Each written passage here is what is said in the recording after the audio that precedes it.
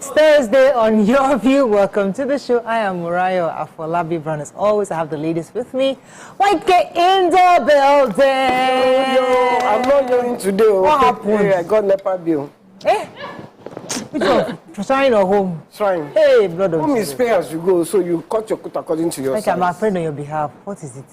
Over 2.5 million. Hey! I knew that was going to be. Oh my Lord! I cannot you. Because the business that Came from 300,000 back on buy it. As in, that's the interesting part, because I remember when YK was shouting on top of 300,000, and then he went to 1 million, and now it's I not said, as if any power has increased, because even if you make money, the cost of living, everything is, the inflation has caused everything to be. Yeah. So when you now get a bill of 2.5 million, what's the point in running the business? You're running the business for NEPA. Yeah. So I'm just going to tell all my staff, please, everybody go and find your... No. Your business is not a business. Your business is a legacy. Legacy. I should not kill myself. I'm telling you, you should apply for grants. Maybe government will support your... because what you do is beyond... It's part of our... When they come into Nigeria, they go to try. Bigger than you, yes. I give you the cash. Go and apply for grants for me. 2.5 million. It's ridiculous, actually. Over 2.5 million. From where? How? I went to my friend's house the other day. They get 100,000. They are banded like you. 100,000 every 4 days. And they are on a Kenny. Bandit. Pay as you go. Bandit. 100,000 and they are not even a business. They are private house. So they pay 100,000 to finish. Units. 100,000 to finish. Oh my Lord. They say, my friend said, our husband is carrying his face. He said we never use AC since Bandit started. Don't use AC. Air conditioner. She said she switches off all her fridges, her freezers. You know, when we went for the Your View, you guys will not come for Your View Children's Day. Investment one gave us this hand fan. It's the most powerful hand fan. That I use it on my bed. I'm sleeping. I'm using a hand fan like this. I'm sleeping with the hand fan because at least till we adjust. Because we are finding ways to. It's not possible. AC for my staff in the office, they found. I don't even have to say anything by themselves. Because they check on a regular basis that the points are reducing, they self-regulate in a way that I'm very grateful for it. I didn't have to shout. I just get to the office where all the light is off. I'm like, we are managing power. I said, okay. Everybody's going to go and sit down in their father's house. No, we don't shine on it. It will shine. Right, we will shine. We'll find a solution. Don't worry. Nima, let me come to you. Elijah, you are quiet today. I'm just observing everybody. I'm very tired. I worked till late yesterday. My daughter had to go to school yesterday. It was not me that did it. Is that Mr. Zibiri's work or your own work? Did it. It used to be my work, but I got relieved. No, I'm asking. Why is talking about the work now? I'm not Miriam Longe. I'm fasting on that kind of work. Yeah. But Alara is starting tomorrow, and I have to get ready. So I'm calculating in my head all the lineup activities for tomorrow, Saturday, and Sunday. What can we do to support you? What does the ladies? Miriam already offered to follow me to the dinner, which is a huge one. Good, okay. So we're going together tomorrow. Then Saturday, I'm sure there'll be an exhibition. It's an Ijabi event. We'll be sharing our story at least. And just let us know what we can do to support you, because they must get value from you. And to get value from you, let us gather your ladies to support you. I hope Allah is hearing. Maybe they will. All of us are together. We support each other. You know, she must give you value. Good. To be doing that. How are you doing, Topsy? What's happening? We're thanking in Nigeria right now. Why that? Your spirits might be in Japan. You don't know. As in, I was going to do. I'm truly grateful. I feel very, very like I traveled with faith, and God showed up powerfully. I got lots of favor, activities that I did not even envisage or plan for. Divine alignment, to the point where I was in the plane and a lady came to meet me and said she just felt it in her spirit that she should say hello to me, that she had seen me at the airport, see me Kideko, but she just wanted to say hello. And I started talking. Next thing, she had been doing real estate in the UK for how many years? I said, with our real estate, I used to do residential for over a decade, but now I'm into commercial, and me, I'm trying to get a saucer. She said, I just paid for a saucing license. I said, oh my God. She was, we went into a tongue speaking because it was just so divine. The kind of alignment that I enjoyed. Then, you just be thinking about something, and the person just call you and say, I'm bringing you food because Olga wanted to finish me. Every time I want to order food, when I convert the price to Naira, I'll just sit down again and say, Lord, send me food. Then somebody just call me. Have you eaten today? I'm like, no, let me bring you fish. I say, thank you. It's just amazing. I give glory to God. That's fantastic. I'm so happy for you. It's good to see that everybody's, we're finding our own small. It's good, it's good. Mikey, I feel for you. Please feel for me. I feel for myself. I feel for you. It shows on your face. I had to have a meeting with your team. Nephew and my nephews yesterday. It's the family thing, yeah. This thing we are going to have to readjust to. Whether we will close shrine. Oh. There is no way I can't pay 2.5 million every year. The band just performed the last week. Where would they be performing? Do you know how important shrine is? When they come to perform like that, we open it for them. That's not a... Then we'll close again. There's no way I can't sustain it to 2.5 million every month. And that one is, I'm sure they just... Even when the band has a show, we use generator. So me, I don't even know what the consumption is for. What's the consumption? All right, let's go on a short break. I mean, that's all we can take on this banter. Let's go on a short break. When we come back, we'll look at the front pages of the papers. Stay with us. We'll be right back.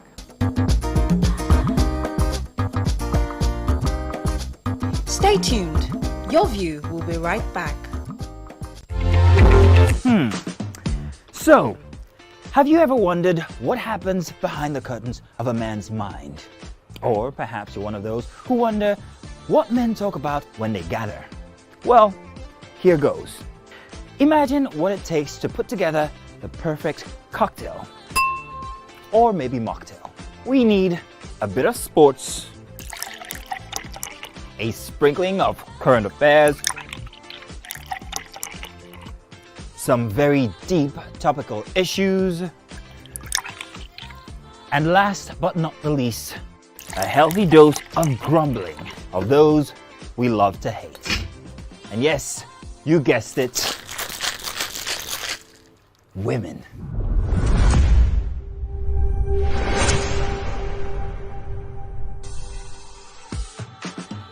So, if you catch the drift, then you're onto something. We will provide you with the right insights into most of your curiosities, right here within this beautiful cocktail we call the Black Table. Nnamdi Kanu 6 out of court settlement. Edo PDP expels Obi, Chebu, Ugbede, Ihama. Anxiety in Kano over federal court's ruling on Emir's tussle. And all is set for Olakunleyi's coronation. Olakunleyi's coronation as 43rd Olubadan. Okay, story? It's a major headline. These fights that they're fighting in Rivers State, I'm just following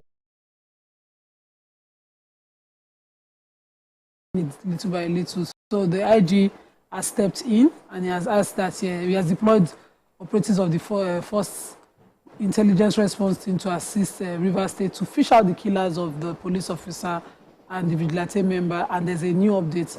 Another person, an ex-student leader who has died, so the death toll has increased to 3.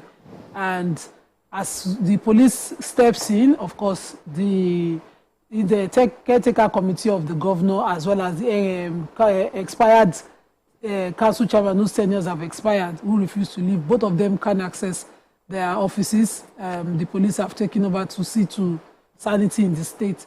Also, the matter has forced members of APC to ask the president to declare a state of emergency in Rivers State, saying it's become ungovernable. And the PDP are also warning the APC not to suggest such a thing. So they are waiting to see what the president is going to say. But the individuals that died, their names are Police Inspector David Ngbad's vigilante member Samuel Nwigwe and Endel Ejindu, a former student union leader. I hope that peace will reign in the state. But these 23 local government chairmen should just have expired with their tenure expiration. Let status quo continue. But the matter is also in court, along with the situation of the House of Assembly members that they come to the APC and so lost their offices. They are waiting for the court to order to state the way forward for both of them. So the court is asking everybody to maintain status quo. Their people are still fighting, so the police have come to maintain peace and order. Okay, so Justice Bintanyako and Adegboyega Awomolu, you have that story? No. Urged Kanu's counsel. This is concerning the alleged terrorism case against Nnamdi Kanu. He's seeking out-of-court settlement. So Justice Binta urged Kanu's counsel to reach out to the Attorney General of the Federation to discuss any issue of settlement out of court, that she's totally distancing herself from any of that. According to the defense counsel, Aloy Ejomako, said that his client wanted the court to invoke Section 17 of the Federal High Court rules, which he said provides for reconciliation and facilitation of amicable settlement in criminal or civil cases. The section also states that in any proceedings, the court may consider reconciliation and settlement. So they're hoping that that could be considered, but the trial judge said that matter doesn't concern me. Go to the Attorney General of the Federation. He's the one you should go and negotiate out-of-court settlement with. We'll see how that goes. So our president had to go to South Africa for the new president's inauguration, and he flew. Yes, he had to fly a chartered plane. Said that out of all the 10 presidential aircraft that we have, out of the presidential aircraft fleet that we have, the 10, none of them were in condition to fly, and that they were all undergoing regular checks, seat checks, and they did not have the approval to fly that. Even the one that brought the president from Abuja to Lagos for inauguration, for the Idil Kabir, is not good enough to fly. And if we recollect, just the last time the vice president was trying to go to the US with one of the airplanes in the presidential fleet, he couldn't make it. After going in, traveling for a few minutes, they had to come down and make a detour to repair the plane. So this 10 fleets we have includes planes and helicopter, and they said the president has already said he wanted to we should only keep 7 because the cost of maintenance is very high, and of the 7 they want to keep, they made a list. Our former president Buhari tried to sell 2 out of the plane. They could not sell it. They made offer of $24 million. Somebody now, the same people that agreed to pay $24 million came back and said they want to pay $11 million. So the president's team said no, they are not going to sell for $11 million. Right now, it's important that we try and sell the ones that are not effective so that we are able to concentrate funds to fix the one that is effective. What do you want to buy from us? Another story? So, yeah, there is anxiety in Kanu over the federal court's ruling on the Emir also. The suspense everywhere in Kanu. Justice Mahmoud Lukman has declared that he has the jurisdiction to hear the case of the fundamental human rights of Bayero, the Emir Bayero. Governor Abba Yusuf has said that it's unlawful that the Emirates is a state government problem, not the court. The court doesn't have the jurisdiction to hear the case. So today, the ruling is going to come out. There is security in the Emir Sanusi's place. There is security in the Nassau Palace, so that the supporters don't, whatever the judgment comes out, there's no wahala. Breakdown of okay. Let's go on a very short break. When we come back, we continue with our review. Stay with us. We'll be right back.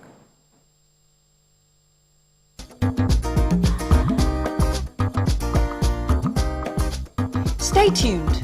Your View will be right back. I'm Miriam Lunge. I'm a passionate environment advocate and a published author. I am the founder of Celebration, a businesswoman, and a fashion icon.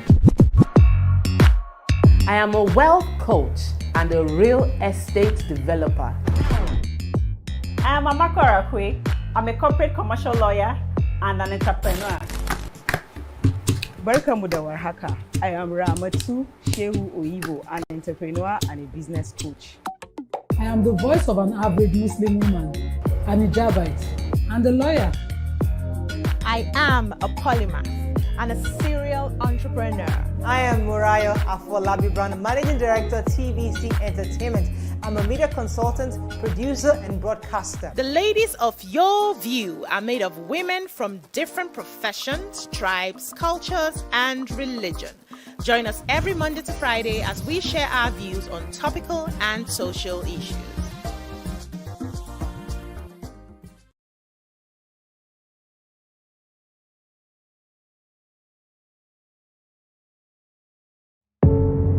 Doubt and fear doesn't occur at the canvas, it shows in the canvas.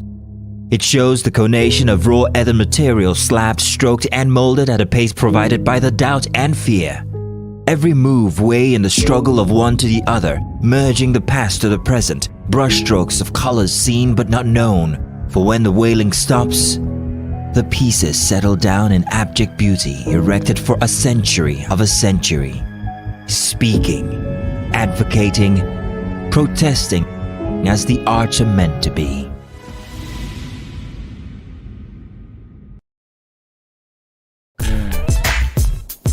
Oh, hello guys. Come closer. Now this is not a magic trick, but I'm about to show you the best breakfast show on television. Ready? 3, 2, 1, go. This is Wake Up Nigeria. On Wake Up Nigeria, we take your mornings from drab to fab. A quick look at the newspaper headlines to keep you updated on news and current affairs. There's sports, great features and places to go, and things to do. 47, 48, 49, 50, it's okay. It's lights, cameras, and...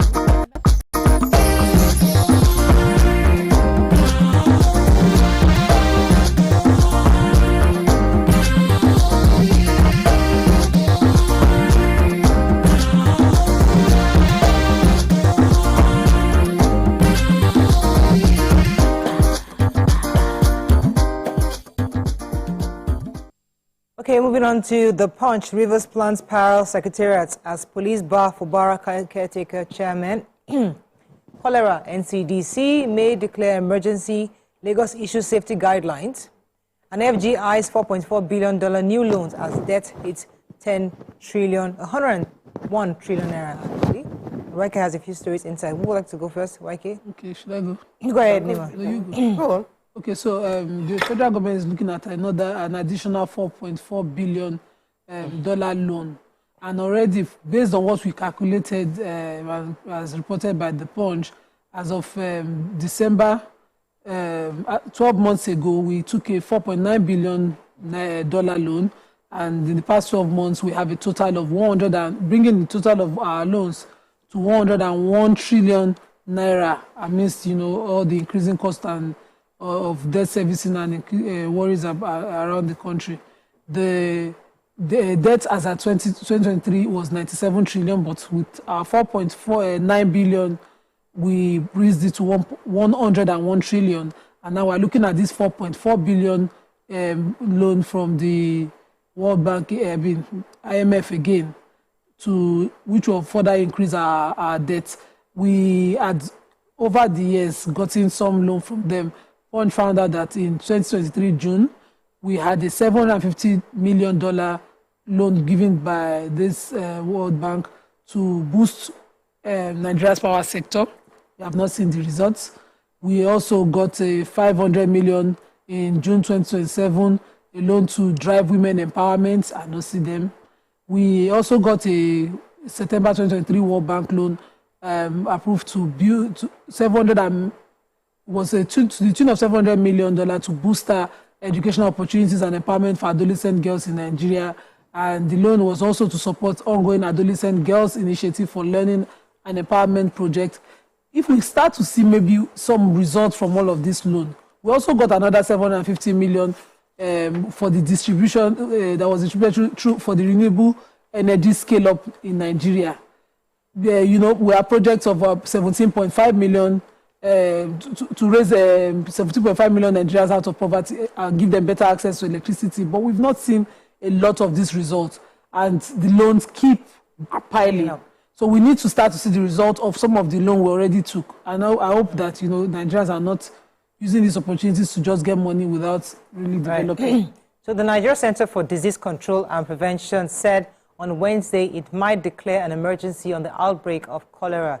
The NCDC Director General, Dr. Idris, who spoke in Lagos, said that the center is monitoring the situation and might declare an emergency if they see the data and the data shows it's going up. We had a meeting, we had the Dr. Ogunyemi was here yesterday, and she said that they had observed the downward spiral of cholera and they believe there's no cause for alarm. But NCDC is saying, based on the data from the World Health Organization, that there's an outbreak of cholera in 30 states. They recorded over 1,141 suspected cases across the 36 states, 65 confirmed. 30 deaths have been reported in 96 local governments.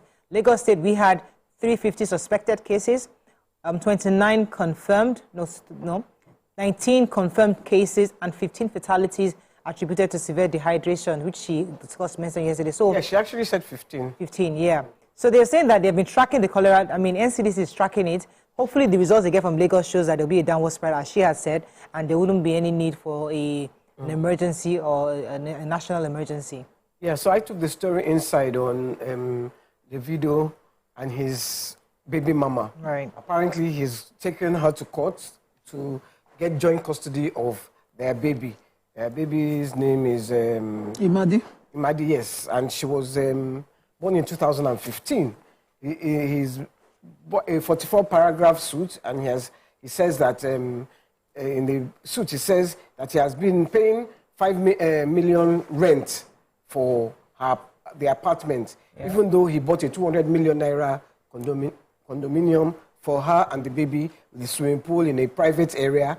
But the baby mama has said no, she doesn't want it. She still wants the 5 million rent. He bought her a Range Rover, an SUV Range Rover. She's been using it, but then he got a call from the school 2 weeks ago saying the girl hasn't been coming to school.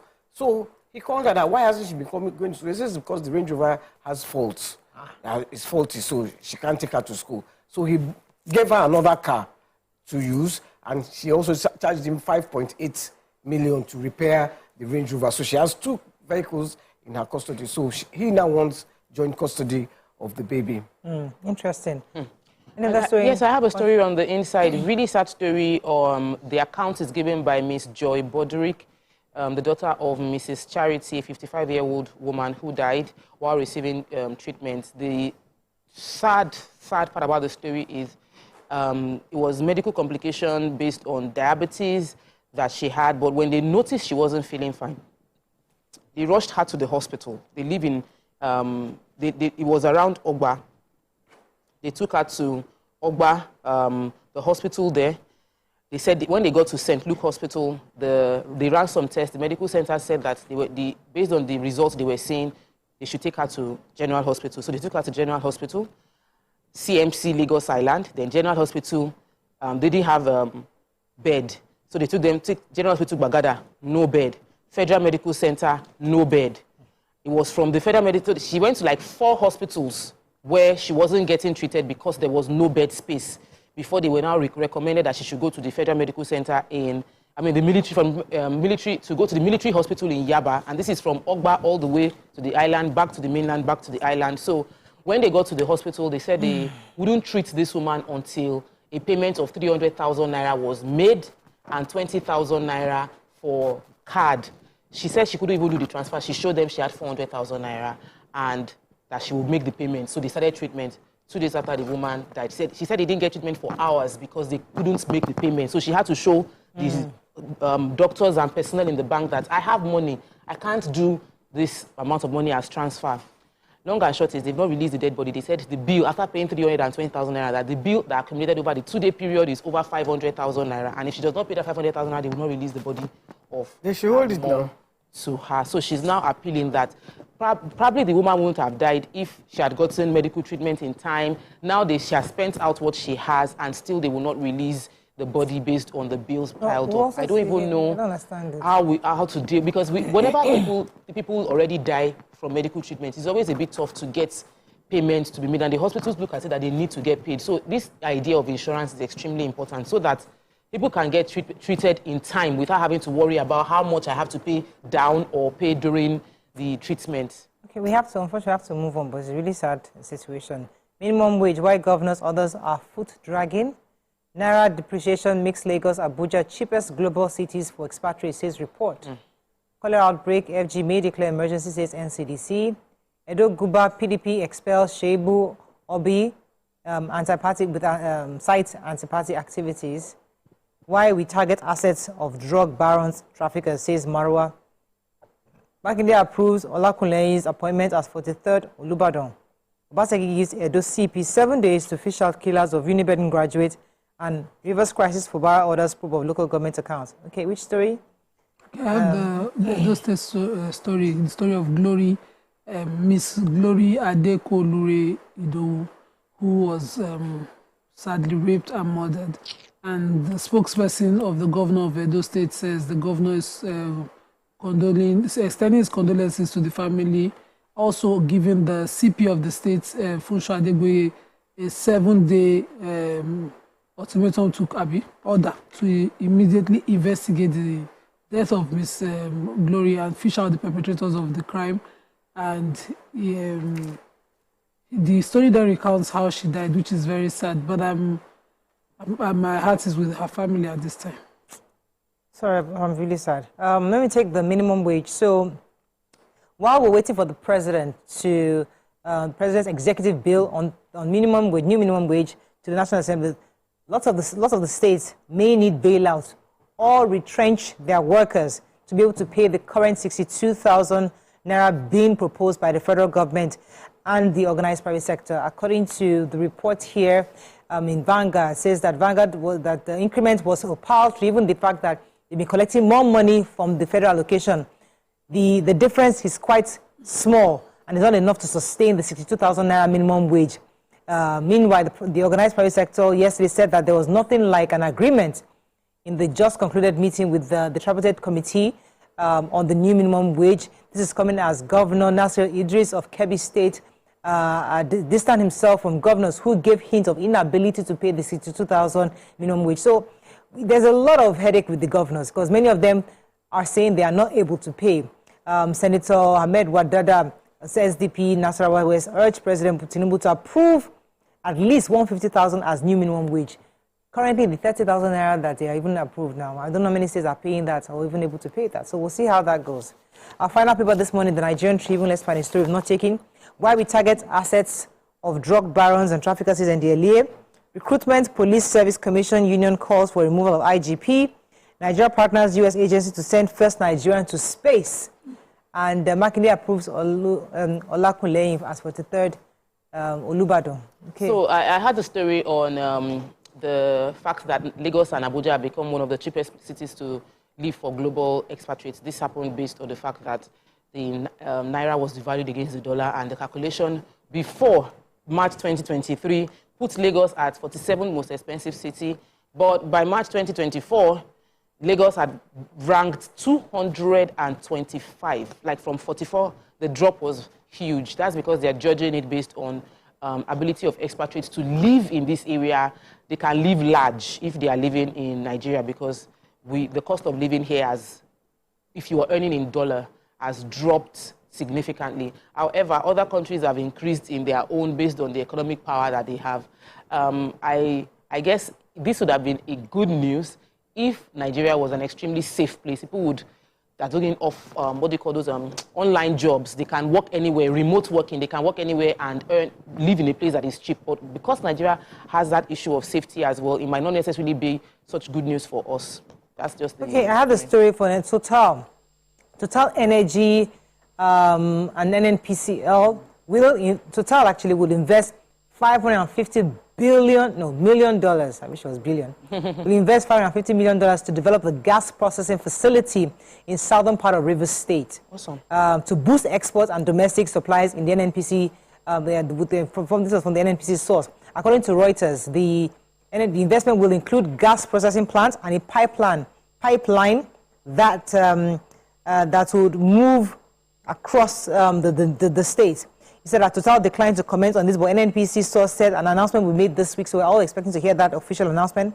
The gas processing facility will be built on the Ubeta onshore gas field, jointly owned by Total and NNPC, and will supply gas to the Nigeria liquefied natural gas, that's NLNG.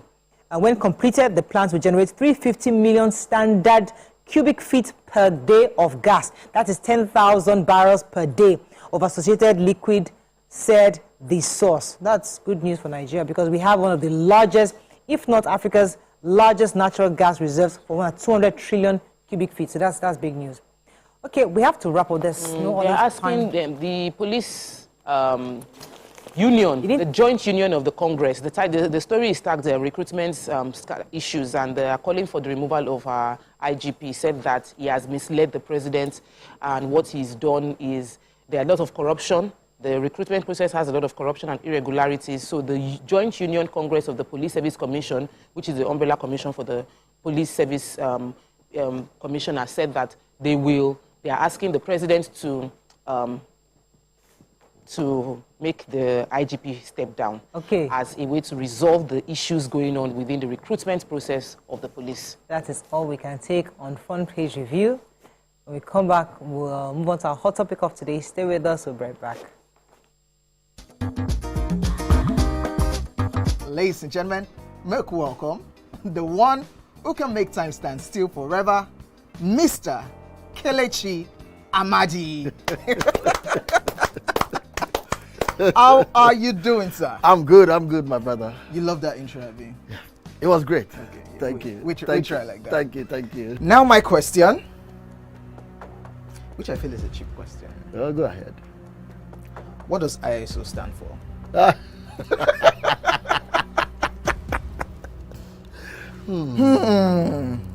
is it. I think I'll drink. No, you're joking. I'm not joking. Kelechi Amadi. No.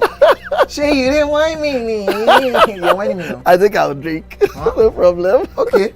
I've always known this as ISO. I never bothered to know what it means. I know what it means, but I never bothered to know what the acronym is. Tell me the brand of camera that I use, so much so that I even became an ambassador. That's very easy.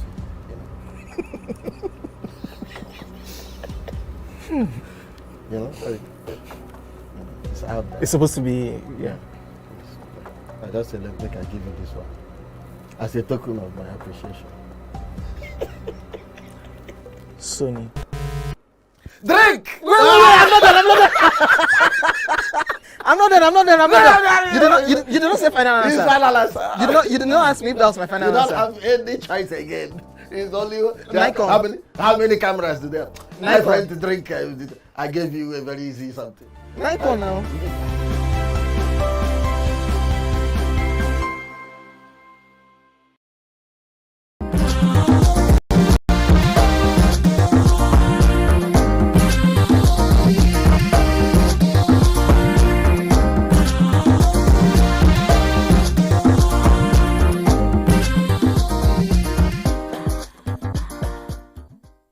Thanks for staying with us. So many Nigerians had seen the Finidi versus Osimhen saga as just another player versus coach disagreement that will fade away with time. But to some, this is the perfect occasion for the NFF to stamp their feet on indiscipline among national team players by coming down hard on Victor Osimhen. So recently, the story of how Victor disrespected former coach of the senior national team of Nigeria, Finidi George, over a rumor that Finidi had said he won't beg Osimhen to come play for Nigeria, implying that the injury that Osimhen had claimed hindered him from playing for Nigeria is false. Now, we'll be bringing on our correspondent, Nia Akiri, who's a TVC News sports producer, reporter, to join us after a few moments. But first, we'd like to hear your own thoughts and hear the ladies' views, because there are different parts of this story. There's the sports part of it, and there's the respect part of it, which I'd like us to touch on. And then maybe Mia can come in and tell us the backstories of the sports angle. But you can go join the conversation. Call us on 081 07641679 0902416344. You can also tweet to us at TVC Connect. Please hashtag YourViewTVC so we can read your tweet. All right, so the whole backstory, I know Mia would give us that later, but we've seen this on social media a lot.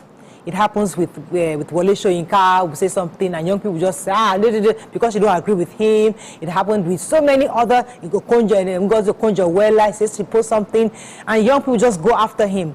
Now, go after her. In this situation, the coach had made a decision that maybe one of the players, Victor, does not agree. Some of the players may not agree that you are being misled. You don't believe what I have told you, that I have injury. That's why I couldn't show up. But he, as a coach, took a decision. And even instead of Victor possibly finding a way to talk to him one-on-one, went on social media to rant. And now we've seen that happen, where young people just use this tool called social media to express their grouse on various issues. What are your thoughts on this? Because I'd like us to focus on that a bit before we bring in me and to tell us the sports angle of it. Okay. Go start. So, for me, it's just a case of whatever you do today, you will reap it in future. People know you as the superstar Victor Osimhen now, and he's taking that opportunity to express himself and use not so nice language to express someone that is older and has also served the country. But majority of people that were commenting did not know who Finidi George was, so they were like wondering, like Victor Osimhen is the star of the moment, and everybody was supporting. They were talking to him. Only the older ones that knew Finidi George were saying that this stardom that is entering your head right now, Finidi George was there. People knew him. Very soon there will be a generation that will not know you, and they will disrespect you as well. So I strongly believe that right from time, coaches have always had to parley and lobby and appeal to star players to for the country, especially Nigerian. And Victor, that was what Finidi George was addressing, that he's not going to appeal to any star player to play for Nigeria. And if you lie against that you're having injury that I cannot play, all good.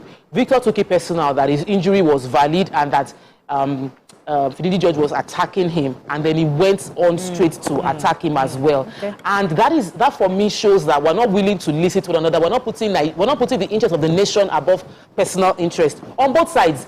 If personally I feel that this player would help my team win, the team is number one. No, I would put the team forward. If a player also feels that my presence in the team would make my country win and make my team win, I would make that sacrifice. So the team and the goal should be number one, not personal ego or showing that I am the one, I'm the coach. I used to serve this country, I'm going to resign, and now you have resigned. What do we do?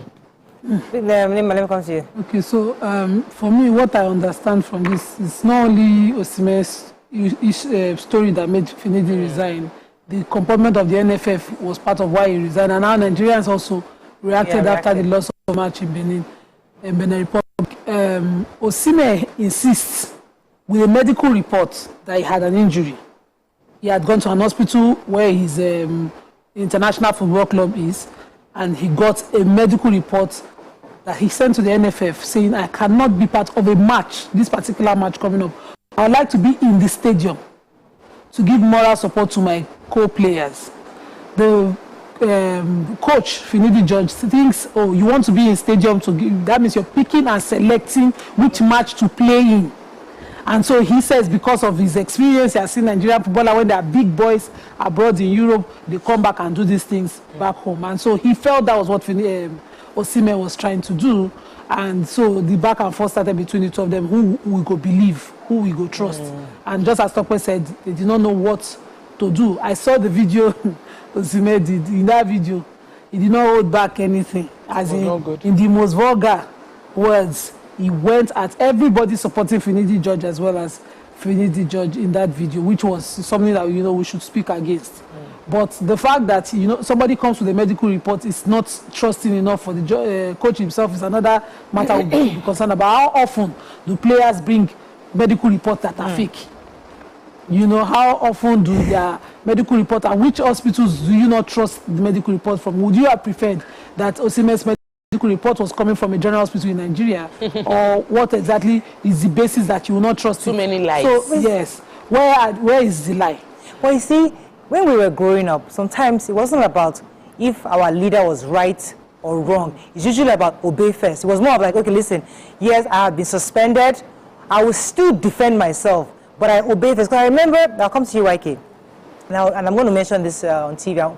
The director of news, Stella Jacob, the general in other places she has worked before she came here. And I was privileged to be in Abuja once, where I won't mention this person's name. I had an opportunity to hang out with a colleague in the industry.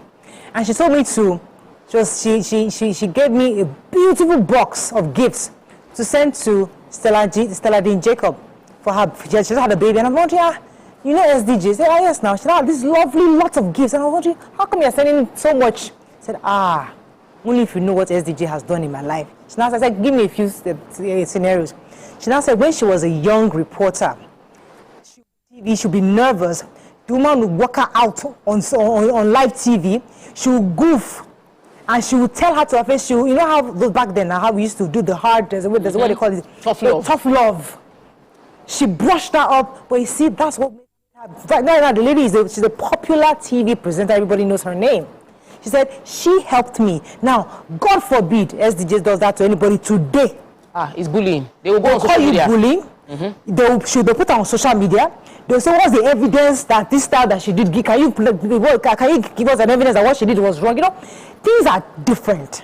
So the way the place Finidi George is coming from is where coaches were tough. If you don't show up, you get out. I don't care how big you are. But today, they are stars. They're international stars. You know, we have to pamper them. Even when you both have to pamper them. So why are you not to pamper them? You know, there's always so many different angles. So my question now is it that our values have changed? Or is it that we those of us who are, should we change the way we treat the new generation of not just youngsters, but even stars? You know, everybody, a new actress, a new age actress wants to be treated differently than maybe Genevieve Naji. She wants to come in and everybody knows her and they're all screaming and Genevieve is wondering what's wrong with this one. Okay, you know, so is it a new world where these people don't want to be corrected? You're right. Victor might have all the right reasons. He might have the evidences. But what happens to, okay, my boss has suspended me, goof, accept the punishment, and then go and say, but Salga, I have evidence it was true. That's what we would have done when we were younger. So we respect people. Because that's how we were trained. Well, where is the case for injustice? If you are treated unjustly, if you are treated, I mean, what if it was a jail term that I was to receive? Instead of suspension. Instead of suspension. You prove yourself respectfully. So I will go to jail. No, you respect yourself. How would I? Because you are saying obey before complain. So if you go into jail because you said I should obey before complain, I will go and be a jailbird. No, I think what she's saying is obey and complain politely. The complaint was not done in a polite way. I agree because I watched the video. I agree. I don't think Finidi George. Not Finidi, Victor Osimhen did the right thing by going on social media like that. Even his people were even telling him, come, cool down. No, go punish everybody. So plus the Finidi George, plus anybody else who disagreed. Yes. He was cursing everybody. Yeah. I think he went a bit out of line. Not a bit, a lot out of line. But he was probably feeling justified because he felt he was wrongly accused. Exactly. Was it today that they wrongly accused you, YK? So no. It's balanced. Osimhen is a very patriotic footballer. We know. We've seen his work and how he puts himself out there. Some footballers. I will let Mia come and give us that information because none of us here know. We can see it on TV. Some of us are his fans. But nobody is not their fan. We know. Let me go on a short break. Let me come back. Let us bring in Mia. He will give us a better perspective. So I agree with Nima. If indeed from different angles, there's a sports angle, there's a respect angle, and there's the Gen Z angle. Okay. There's a Gen Z angle. Recently, he went to his old school and went to see his teacher with gifts and everything, and everybody hailed him for it. So that is not a person that is not respectful. Okay, I can do that for the gram now. What are you talking about? Let's go on a short break. We'll be right back. Kaimoye. Ladies and gentlemen, make welcome the grand comedian of the Federal Republic of Nigeria, Gbenga Adeyinka the First. OJ right here, 7 of 7, like you already know. Gbenga right here, 7 of 7, like I'm beginning to know.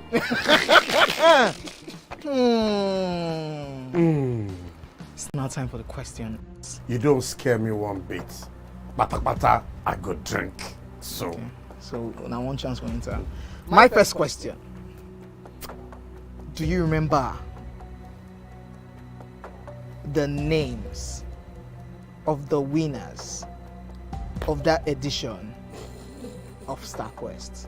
Of course I do. Why do you? And I hate myself for this. Because I have this question for you. Final question. No. Where outside Nigeria and what year?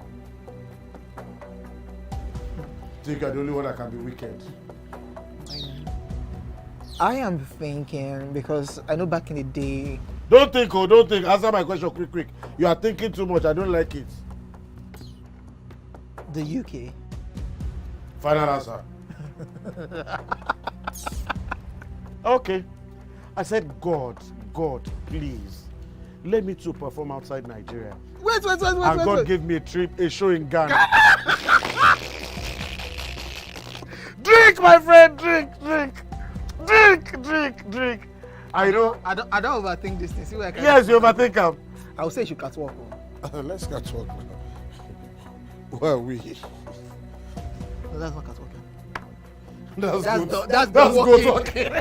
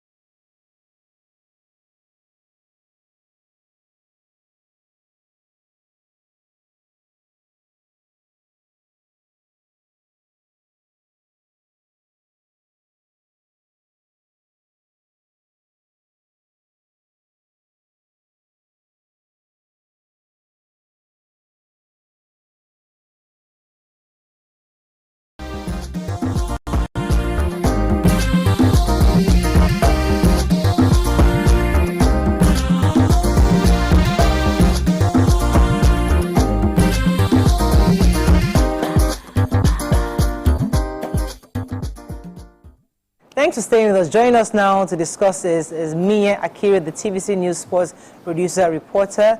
You can join the conversation on 081-0764-1679, 090-241-63440. You can also tweet us at TVC Connect. Please hashtag YourViewTVC so we can read the tweet. All right. Before you came in, Nima was trying to explain to us that Victor Osimhen is somebody that is a patriot, you know, and I know that Nima also. I know patriot, anybody who's a patriot, Nima is likely to be their fans. You know, so there's a possibility she's correct.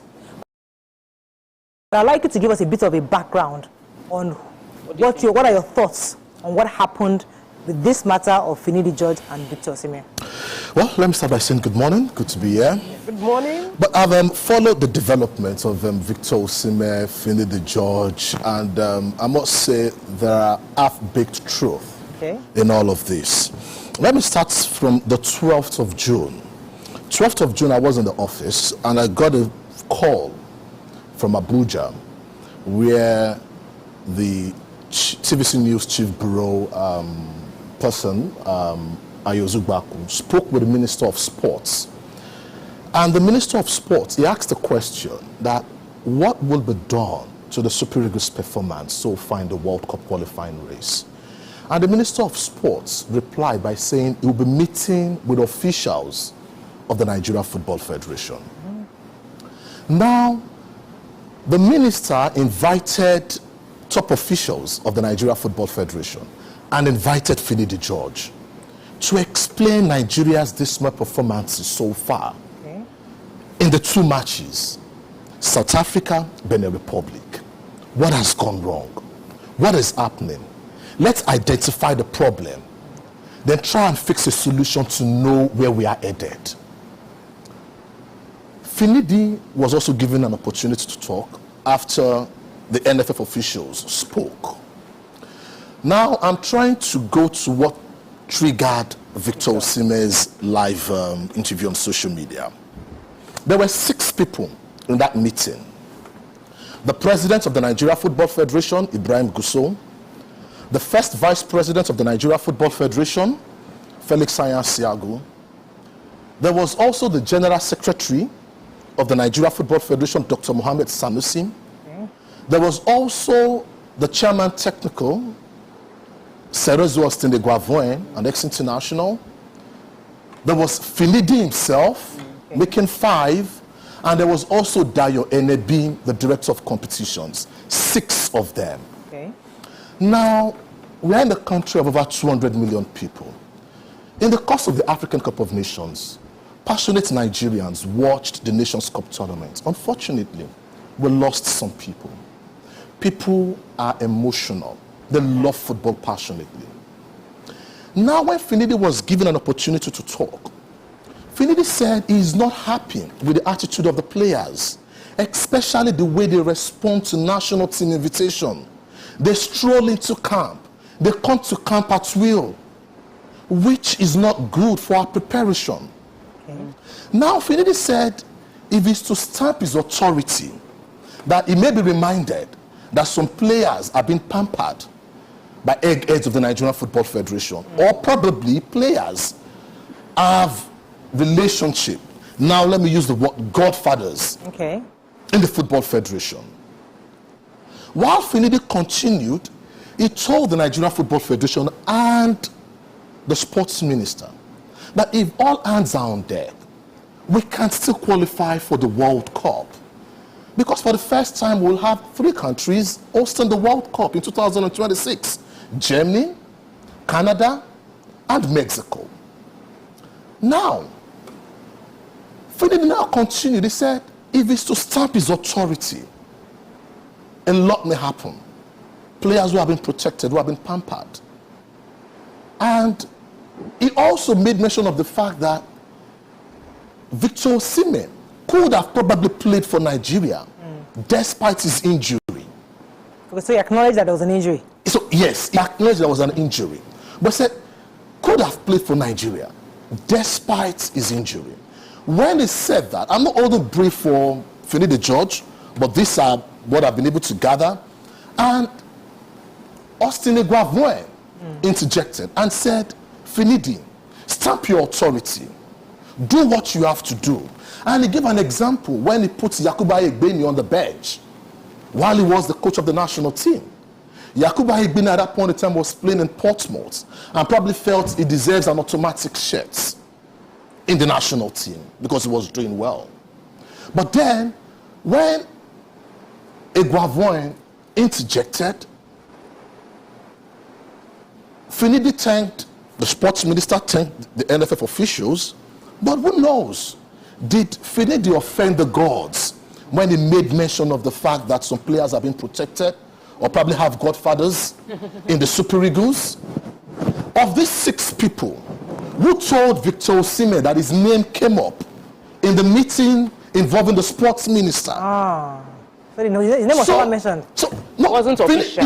It was just giving an example. While they were having this meeting, the sports minister was there, the NFF president was there, the first vice president was there, the general secretary was there. So somebody told Osimhen all this. Now, see, in the Super Eagles, you have, see, even during the Nations Cup, some fans traveled all the way from Italy. Osimhen is loved by footballers, and I agree with Nima that, you see, Osimhen gives his all on the field of play, no doubt. You can't take that away. Players who have been able to get to a particular height, you don't get there by not working hard. And I give it to Osimhen on the field of play. You can't take that away from him. But the question is, who told Victor Osimhen? What? How was he told? In what manner was he told? So these triggered Victor Osimhen's reaction. As a Gen Z, went live and started talking about the fact that I'm passionate, I played when I'm injured, and all that. But then, two wrongs don't make it right. If we are looking at issues affecting the national team, issues affecting the Super Eagles, arguably the biggest brand when it comes to sports in Nigeria, and people who are seen as elders and father figures who occupy sensitive positions like this, I've gone behind to inform Victor Osimhen. Then, what do you expect? Probably. They have chopped chicken yash. Now, probably. Was Finidi right when they said players have been pampered? They have godfathers. Was Finidi right when he was talking about probably godfatherism in the Super Eagles? And if he's meant to stamp his authority? Okay, let me get a few questions in for you. So this is not the first time. We have been hearing godfatherism in Super Eagles for a very long time. Actually, it's one of the reasons that... Even in Nigeria now. Yes, it's one of the reasons why we haven't achieved as much as we could achieve in terms of sports. If we were not doing playing favoritism with who gets to be on the squad right from time, it's always been there. Sorry, Mabino, that's why Finidi now resigned. No, they never compounded it. There's another one. I'm coming to the issue of why Finidi resigned. Tell us why Finidi. Now, did Finidi offend the gods when he made mention of godfatherism and trying to stamp his authority? Finidi was not told in the presence of the sports minister that they will be hiring a foreign coach. He heard this later. Finidi got wind of the fact that they'll be hiring a foreign coach. In fact, the first letter, according to reports, the first letter Finidi sent to the NFF, it was not signed. He had to send a second letter, which was signed, that is resigning. Now, the part of the question is this, and I recall that, I kept saying on Sports Desk, who employs a coach 3 weeks to a major championship? Exactly. And see, we've only made Finidi a scapegoat. And this thing will come back to haunt us. But I'm coming to that. Now, in all of this, Finidi felt, okay, the best thing to do was to resign. Because he's an insider, probably. He's an insider, no doubt.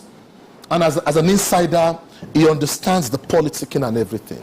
And he felt this was the time to indeed move on. If you had come earlier to say of all the candidates that applied, this was the best coach. Sir Alex Ferguson, the greatest coach in the history of Manchester United, in his first 10 matches as manager of Manchester United, almost lost his job. Let me leave that of coach alone. Now let me come to the issue of Victor Osimhen. Superstar players, sportsmen who have attained that height struggle with attitude problem because it gets to their end. They need reality checks. And all that. Ego. And that's, yes, ego. As humans, we have our own ego and pride. Really? Not to talk of when you are arguing. He's the best player in Africa today. Number one. It's not easy. It ain't. You work hard for that. And you let football do the talking. And I give it to Victor Osimhen. But truth be told, when he went live on social media to say all that, wrong. It is a no-no. And while he was doing all that, some of his friends were there and were probably telling him, Victor, calm down, don't do this. Finidi George has also won everything you can think of in football. Won the league with Ajax, won the Champions League. At some point in time, he was adjudged the best right winger in the world. So it was also not just in Africa. The best number 7 player, arguably, in the world. Ego jam, ego. But there's something I to some extent... Can I interrupt you for a second? When Finidi George had all those accolades, was he as... There wasn't social media. Was he like Victor Osimhen, arrogant? So there wasn't social media during the days of Finidi George. But I must say something. That during the days of Finidi George, that was when the mafia started in the Super Eagles. And you see, the man who would come out to talk was their best spokesperson, Sunday Ogochukwu-Olise. He would dissect any form of English, challenge you and say why this should be this. And Olise fought for the players. And that's why over the years, you see, let me take you back to the year 2009. Hold on. We are just we want to enjoy our. Hold on. Let me enter. No, so you don't discuss. I'm breaking down. I'm interested. Hold on. We like to learn, and we like to learn from sport experiences to everyday life. Yes. So here we see, you mentioned 2 wrongs don't make it right. Yes. We see a Finidi George, from my perspective, is someone who have been there. Yes. I've experienced this ego you are, what you are doing, I've seen it. And he's also someone who has seen the template of some players not wanting to play some matches. And it might seemingly be judging Osimhen based on what you have seen. And it happens to every one of us, where if everybody has begged you for money because of bribe, or based on lies, you don't know the necessity that is begging you based on reality. You will judge that person based on all of those that were packaging the lies to you. So I see a Finidi that is like, you guys, we are not dealing, you're not letting me do what I want to do as a coach, and you're pampering this person and all of that. And the reaction of Osimhen too was wrong. Now, based on where we are now, Finidi George, he have resigned. They've accepted his resignation. Osimhen has blown hot. Whoever is coming into the scene, what are the lessons? How can the person now deal with Osimhen? What message is NFF putting on ground for superstar players that they can do and undo and get away? Or should we now say we have also suspended Osimhen permanently and he will not play again? I was going back in time, but let me also address the issue of the NFF and Osimhen. The NFF made a press release yesterday that it is not true that Osimhen has been banned from playing for the Super Eagles. And that is not true. You know, Osimhen was never banned. And I was going back in time. Years back, they used to have what they call code of conduct for players in the Super Eagles. When you're in the camp of the national team, there is what they call code of conduct.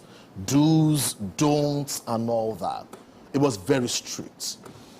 I'm not sure, you know, these things are still there, just the way it was years back. Yeah, this NFF is not new that, you know, we have NFF as a body has this C finish for Nigerian coaches. We saw what Keshi went through till his death. Of blessed memory. Of blessed memory. What he went through as a coach, even though he was a winning coach, his team was doing well. He was well disrespected. We even heard how he was owed his entitlement. And now we are seeing a replay of it in Finidi George. And how, because NFF as a body lacks the respect they should give to a Nigerian coach, even though his records are there. What's the other one that resigned the other time and went abroad and came back? He's still alive. And, you know, we see how do you then evoke that respect from a footballer who is earning his living, doing well, even can pay a coach? How do you evoke that respect from a Victor Osimhen or his likes abroad? When NFF as a body see finish of our Nigerian coaches. You know, you've said it on when you made mention of the issue of Stephen Okechukwu Keshi. Keshi, for example, in 2013, while the Nations Cup was ongoing, they had already bought tickets for our players to return home because the first 2 games the Eagles didn't win, and the NFF then felt it was going to be tough. They didn't believe in Keshi. Keshi even, you know, despite winning the Nations Cup for Nigeria, they didn't get that respect it deserves. It's just like saying a prophet is never honored in his own land. You know, like, and till today, he hasn't been paid. You know, the issue of Keshi is very, very sad. You know, till death. I was one journalist who had access to Stephen Keshi, and Keshi was a man of the people, right from his playing days, and trying to inculcate that culture into the Super Eagles today could be very difficult if coaches are not given free hand, if Nigerian coaches are not being given the kind of respect foreign coaches are being given. Just the way Finidi was trying to explain that these are some of the challenges, these are some of the things I have seen, and if I'm to stop my authority, a lot may happen. Would you recommend? A lot has happened. Would you recommend, if you had the opportunity, that those 6 people that were in that meeting should be fired? The reason, because confidential information got out within, because if I was the board, if I was the president or the minister, because this is such a huge breach of position, breach of authority. You had a conversation, and in that meeting, someone leaked it to one of the players. I would sack them all. No, I will take them to a juju man. You cannot be a leader if you can't have a confidential conversation. Like managers are having, the directors are having a meeting, and then somebody said this is confidential, but we're not supposed to mention it. Now they can tell one of your managers, you know that director. Are you sure somebody did not put phone on speaker? Because Osimhen must have heard. Because even from the reference, if he hears it, if Morales says to Tokwe, Nima Sijab is sitting where. Tokwe says to me, Nima Sijab put not inside. Yes, now. By the time he gets to Atieni, tap scatter. Exactly. If Osimhen hears that is unappreciated by a club where he give by a team, the national team that gives his all, someone that brings his entire A game to a match, how do you think he would respond? You now see the rants in that video as addressing people he thinks. So what would you recommend? Let me talk about that. Now, you see, football is a bit different. And one of the challenges, football have in developing countries and in Africa in general is the fact that there is so much money in football. And you see, when FIFA is giving Nigeria money for participating in competitions and all, it's in foreign currency. You're talking about millions of US dollars. Now, there are also rules guiding football. You don't interfere with football matters because those who were elected or those who are in charge today from the NFF president were elected. So, the football constitution from the Federation of International Football Association, the body that oversees football, does not appreciate political interference. Else, and that is why years back, when we were in similar situation, what was set up then was, this book was given to me, for example, by Dr. Patrick Ekeji. And then he gave me this book in 2014 in Abuja. And page 123 of this book talked about when Nigeria was in a similar situation like this 10 years ago, 14 years ago in 2010. There were issues on the field of play. Nigeria wasn't doing well. And the then president felt Nigerians are passionate about football. What do we do from here? There's a lot of money in this. And the attitude we're getting from the players is not what we're getting. Some of these players, to a large extent, may not understand what patriotism could be like. In quotes, especially, you see, when you are a footballer and you want to be like Ronaldinho, you aspire to be like a JJ or a musician. If you never met a fella, you may never understand who fella it was. But meeting him could probably change some of, your ideology and everything. Now, bringing people to support the Nigerian Football Federation, what was done years back, and that was known as the Presidential Task Force. Not sacking the board of the Nigerian Football Federation for what they've done. Because FIFA may suspend Nigeria for such and may ban Nigeria from participating in any football competition. Okay. You have just answered in one sentence, actually. But I get the point. So I needed to break it down. Oh, yeah, it's fine. We have to wrap up with you in a moment. But Nima, you have a question? Because he said, there are a few issues here that I feel we should highlight. Nigeria has a problem of not appreciating things that are Nigerian. We like the foreigners. We respect the foreigners. So a foreign coach probably wouldn't have been treated like this. A foreign coach will probably have gotten more respect and more freedom to do what they want to do. And we need to work on it, both in football and in other areas. All right, we have to wrap up. I need to read a couple of comments for you because Bobby Roland says, I don't believe Finidi was up to the job. However, that doesn't excuse Osimhen's irresponsible outburst. And then Mr. Pepple says, please, man, so why will Finidi George go to the board? Rather defend the bad results. He wanted to hang Osimhen to save his job. No, Gen Z comments. No, Let me take. but there was a bad outing in Benin Republic. Can you briefly, just quickly talk about, do you have a call? You have a call. Okay. I like this calling. Thanks for calling. You're live. Hello, sir. Hello. Okay. Yes. Yes, sir. Go ahead. You're live. Thank you very much, Morai. And good morning. My point is this. I just want to, correct one impression from your guest. The body, which you mentioned they are elected, I don't think Nigerians elect them by voting. Point of correction. I think they're duly appointed by the president. Nigeria does not elect them, they were appointed. So, and at the same time, I think it's a lesson for Nigeria. The pampering of Nigerian Football Association is selecting those people from abroad because their elbows is too much and it's making us backward. So we have some fashionable players in this country. Let us go to the grassroots. Nigerian footballers, the origin, interested footballer that is already in Nigeria. Let's continue to groom them. This issue it has been a kind of recurring issue. So in not of pampering of this, international player, Nigerian players. So let's learn our lesson. Enough is enough because their ego is just too much. It is not today and it has been occurring. Thank you, Elijah Super. I didn't hear what most of it is. Let me take some messages. He's saying that the board was not elected. Who votes for them? But they were actually elected, though. Well, that's his own. So we have very few minutes there. Let Nima add our own question so you can answer it. Ogumola Emmanuel says respect is reciprocal. You can't disrespect a young person just because you are older. If what was done to Osimhen was supposed to generate a reaction, then we can't dictate how you should respond. When these players get injuries and careers end, there's no insurance or guarantees for them. Okoyemi Stephen says it's all over social media that Finidi mentioned Osimhen's name while addressing the minister and co, and that's before Osimhen started heaping curses on him. Someone said even though his name was mentioned, his behavior was unwarranted and that he should apologize to the coach. Can I just ask, so do you think that Finidi George was a bad coach? No.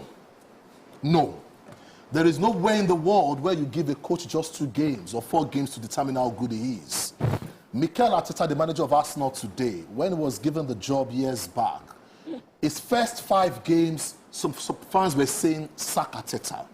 So there is no way in the world where you just assess a coach with 2 games and say he's not good. No. Finidi is only a scapegoat. He was not connecting. He was not connecting to the players. Tron is also saying it. Osimhen is right. You could see that the way the players played the game, they did not like the coach. There's a part of leading. There's a leadership role that a coach plays. I guess in 3 weeks. In 3 weeks, he hasn't connected. He could command the respect. In 3 weeks, it was too early. There's a difference between being an assistant coach and being the lead coach. A massive difference. And what I felt, the NFF should have done was to address all these issues internally. And also, if they had not taken the decision that they were going for a foreign coach, Finidi wouldn't have thought of resigning. All these issues should have... See, bring your patriotism to the table. We are having crisis. Let's fight and secure the World Cup tickets.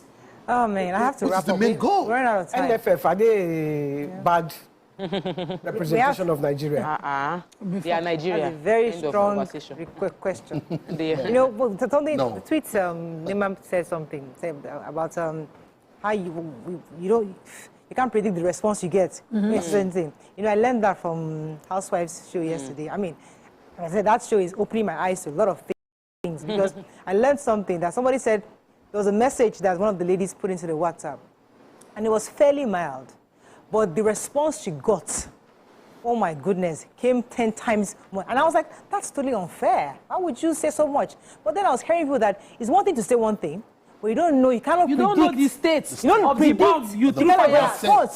So one is a bomb sitting down. You threw fire. Maybe it's matches you threw. You don't know the... So the gallon it is a new value. Because when we were growing up, if you like, slap it. When you're growing up, conditioned. You don't know, don't care about the situation of the person. You throw something at you, you better hold yourself.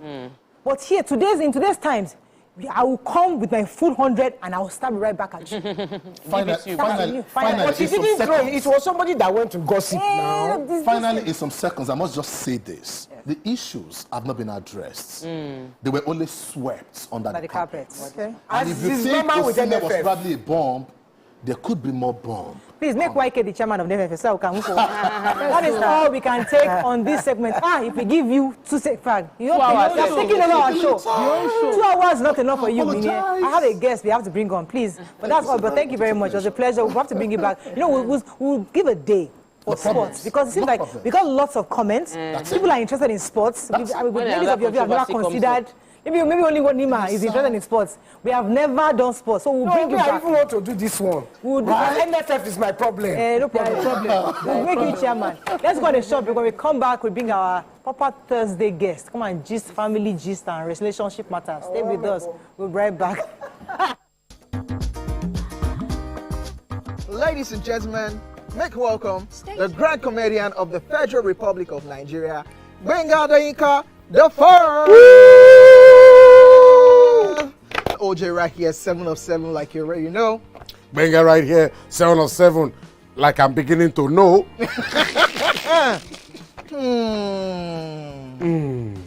It's now time for the questions. You don't scare me one bit. Bata, I go drink. So. Okay. So now one chance for Inter. My first question. Do you remember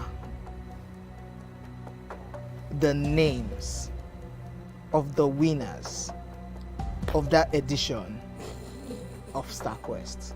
Of course I do. Why do you? And I hate myself for this because I have this question for you. Final question. No. Where outside Nigeria and what year?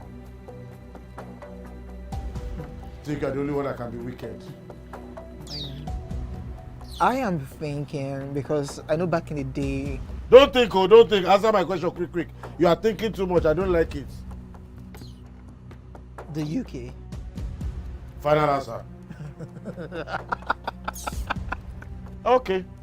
I said, God, please, let me to perform outside Nigeria. Wait. And God gave me a show in Ghana. Drink, my friend, drink. I don't overthink this thing. See where I can. Yes, you overthink them. I would say you should catwalk. Let's catwalk. Where are we? No, that's not catwalking. That's good talking.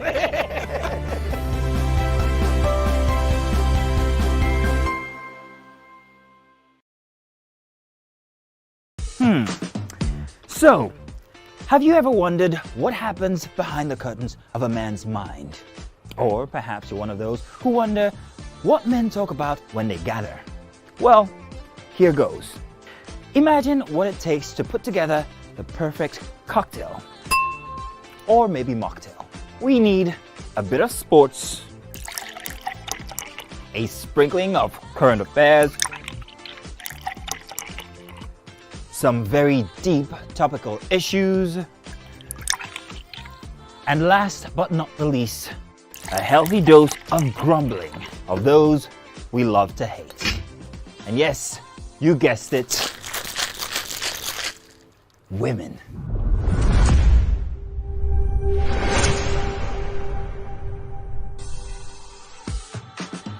So, if you catch the drift, then you're onto something.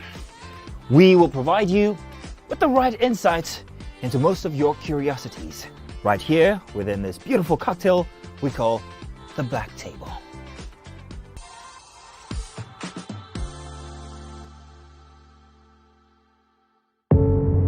Doubt and fear doesn't occur at the canvas, it shows in the canvas. It shows the conation of raw earthen material slabbed, stroked and molded at a pace provided by the doubt and fear. Every move weigh in the struggle of one to the other, merging the past to the present, brushstrokes of colors seen but not known. For when the wailing stops, the pieces settle down in abject beauty, erected for a century of a century. Speaking, advocating, protesting as the arts are meant to be.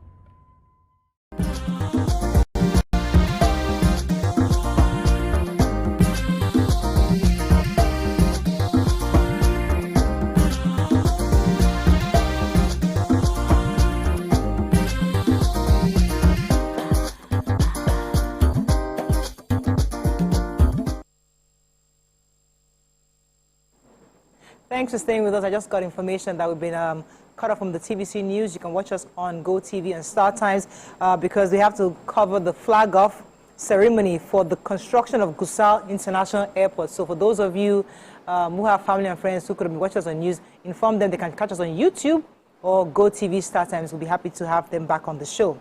Now, joining us on this segment is a certified cognitive behavioral therapist and family life coach, popularly known as Dear Coach Lara. She specializes in healing, family life, and mind reprogramming. Welcome with us, Lara Kudaisi Don Momo in the building. Welcome. Good to have you. Thank you. Thank you so much. Honestly, so we wanted to just gist with you today, but we had a very long segment, of sports, but it's all good. Yeah. So there's a story that caught our attention that I would just like to hear your thoughts, but I also like to get the ladies' views too, about a man that says that he was telling a woman that he loves her, they were being together, but he cannot promise her marriage because he doesn't have any intention for having that document called marriage certificate. Now, it's possible that man could have learned a few lessons from YK and her partner, saying, you know what, there are people doing partnerships now, and YK is happy. She's doing very well. So why do we have to do it? Must we have a document? Can't we just be happy and being partners? And you love me, my family knows you, I'm not cheating on you. Let the document not be our bond. Let us not be bound by a document. Let us just love. What do you guys think about Let the document not define us. Let the document not define us. So, Mike, you want to start? It's a piece of paper. Mike, let me start with you. So what are your thoughts on this man? Do you agree that this man, he can promise you love, but he's not promising you marriage? Should you stay? It's up to you. It's totally your own decision. I know of a couple, at least you know the female. I will tell you after the show. She was going out with this guy. They went out for like 6-7 years. But the guy, handsome, everything, has no intention of marriage. Loved her, was very okay with her, but he was not going to get married. And she wanted to get married. So they broke up. They broke up, and he went on his merry way. He's having other girlfriends. But I haven't heard him get married. But the girl is still looking for a man to marry. Yeah. So it depends. It's totally, I think. But she could have stayed with that man and still be happy. Exactly. Because of that. So without that document, she should have still been happy. Because if that's what she wanted, a union, it's possible. There's a level of security that you'll be happy. Yeah. Whether you are binded by a document or not.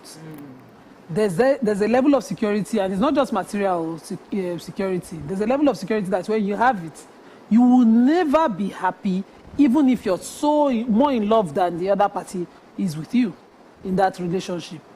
We have certain expectations, and they are all different. For a man, if they call you to account from now to tomorrow, they'll keep preaching and begging you. But for a woman, time clocks, everything, and other things are in between. You don't want to be in a relationship. If I was at YK's age, I would enjoy this kind of freedom. But if I am at my age, or as young as I am, and I don't have kids yet, I don't even want to have kids and be explaining to them that daddy is across the road, me and here, we are partners. Let me come to our there's guest. a level of security. Is this document really important? Because the reason I'm asking you, and I want you to hear other views before you come in, because I want us to just be realistic of today's times. Yes. A lot of women are saying, listen, this thing called marriage might not work. Because women, when they hear marriage, they run away. But if you're willing to just be two adults staying together, maybe it might be a better option. What do you think? So I think it's just like you said, it's a matter of value system, people's values. You understand, cultural beliefs, expectations, and which is what guides us mostly in Nigeria and Africa as a whole. So, but now, like you said, times are evolving. People are coming with different things. So if there's a man who doesn't want to get married, and there's a woman who thinks there's no big deal in getting married, of course, they can go together. But the problem happens when the man is dating a woman that has the intentions of getting married, but he now comes after 5 years or 4 years and now says, I don't want to get married. That's the problem. That's where definition from the beginning starts. You understand? When you guys meet, you understand what are your plans, what are your goals, would you like to get married, would you not like to get married, you know? And Nima was saying the other time that when you have kids, you know, you don't want, some people have kids in that union, and that's the way they bring them up. It still goes to values, expectations, cultural beliefs and things like that. But it's safer to have a union. I like what you see. I like the word you use, safer. Yes. But Adam and Eve, there was no certificate. You see, the tongue will tell you that, listen, I can love you and respect you. You love me and respect you, and we can be committed to each other. Without this document, because all these documents gives you is that safety. Yeah. But if you are two adults and you're committed to each other, Waike is not worried about the document because she feels safe already. Yes. So, but let me come to you, Tokwe, because as I said, I understand values. I understand what is right, how we're raised. But I'm saying, is there a possibility for us to begin to tweak these expectations because of people's needs of today? Tokwe, sorry. I just want to quickly say, before Theo and I, when I was younger, I got married now. I can now decide because I have experienced it. So I would not talk for a young person who would want to get married, because me too, at that age, if you had told me at that age, let's have a partnership. No, I must marry, you know. Yeah. So marriage is a partnership. Actually, it is. Documented partnership. It's a documented partnership. And culturally, we didn't used to have documents to back up marriage in Nigeria. Our culture was, once your family have handed over, you have come, you've prostrated, you've paid bride price. There was no document. It was a commitment of, I have come to meet your family, we have agreed you're now married, continue. And you go to the husband's house. The family now meets during family occasion, and that's the end. So the idea of having a physical document is not cultural. It is not our own natural culture. It is a legal, it's an imported culture, and it is because we have gone modern. You want to travel, you need to show proof that you are now in a relationship. And if I say I'm not showing, my proof is a picture of my wedding and our children together, that is enough proof actually. But if you want to now go into a banking thing, or you want to change your documents, or you want to get a new passport, those are all the reasons modern times have brought around this need for formal documentation. Waike and her partner wants to travel to a country and they want to go as a couple, the question will come up, how are you a couple? You need to prove how you're a couple. That's where the documentation comes in. Having children and you don't have the same name, and we're trying to choose what name the children will have. Well, somebody can argue, Tokwe, is that, okay, let me let you finish. Documentation is not a proof of commitment. Okay. And documentation is not a proof of faithfulness. And many times we think it is by that documentation that will be guaranteed happiness, commitment, and faithfulness. No. Document just helps formalize the relationship for the sake of all the legal and other things. So let me build on that for a second. Now come to you, Nima. Because the time when this document was required, a lot of women probably weren't working. We needed protection from our husbands to make sure that when he dies, I inherit. When my children are grown, they have something. But today, women are well empowered. They are working. They have their own money. This document that is this security I'm looking for. It's not just to say Mrs. Somebody. It's not what I need. It's not going to protect me because I can protect myself. Out of a document, it is legitimacy. Legitimacy is recognition. From where I come from, it is not a piece of paper. It is my family knowing this is my own person. If I born 25, that is their father. Yes. That's where the issue of whether the child is acknowledged or not comes in. The legitimacy of that relationship is beyond that paper that you people sign. Exactly. Two people were photoed this morning on my way to work when I was in traffic. I saw a video of two people in Akure. They went to the registry. They wore Dunlop slippers. They dressed anyhow to get their court papers for their marriage. That's not the legitimacy we're talking about. In Islam, when you marry, your parents, both two parties from your side, two parties from his side, will be seated. That's giving it legitimacy to that union you want to start to have with that individual. Not the paper. Then there's a celebration. We'll call a publicity, what we call the walima, that you do a wedding. People will now say, okay, the father and mother were there. But now the whole world should know that Nima belongs to Zib. Simple. So beyond that, I cannot now own you, except when I'm not entitled to you. You're not entitled to me. I'm free if that did not happen. If I have a document with you and I'm not committed, there's no legitimacy, my family don't know you, I can carry document and be giving them at every embassy that I need to put documents. Let me go to shop because I'll let you jump in after this break. Stay with us. The woman, we'll be right back.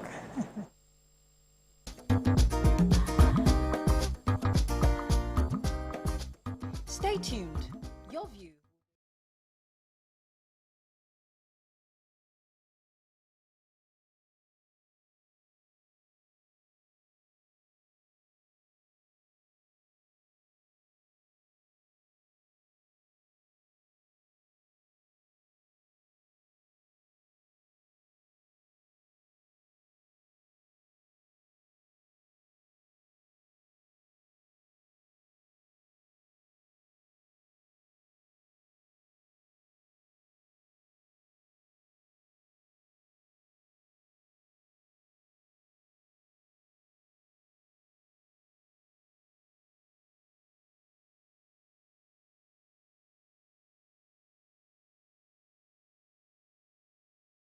Ladies and gentlemen, make welcome the grand comedian of the Federal Republic of Nigeria, Gbenga Adeyinka the First.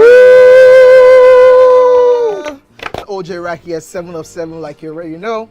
Gbenga right here, 7 of 7, like I'm beginning to know.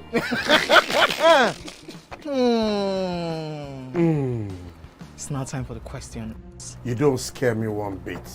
Bata bata, I go drink. So. Okay. So now one chance for Inter. My first question. Do you remember the names of the winners of that edition of StarQuest? Of course I do. Why do you? And I hate myself for this. Because I have this question for you. Final question. No. Where outside Nigeria and what year? Think you're the only one that can be wicked. I am thinking because I know back in the day. Don't think, don't think. Answer my question quick. You are thinking too much. I don't like it. The UK. Final answer. Okay. I said, God, please, let me to perform outside Nigeria. Wait. And God gave me a show in Ghana. Drink, my friend, drink. I don't overthink this thing. See where I can. Yes, you overthink them. I would say you should catwalk. Let's catwalk. Where are we? No, that's not catwalking.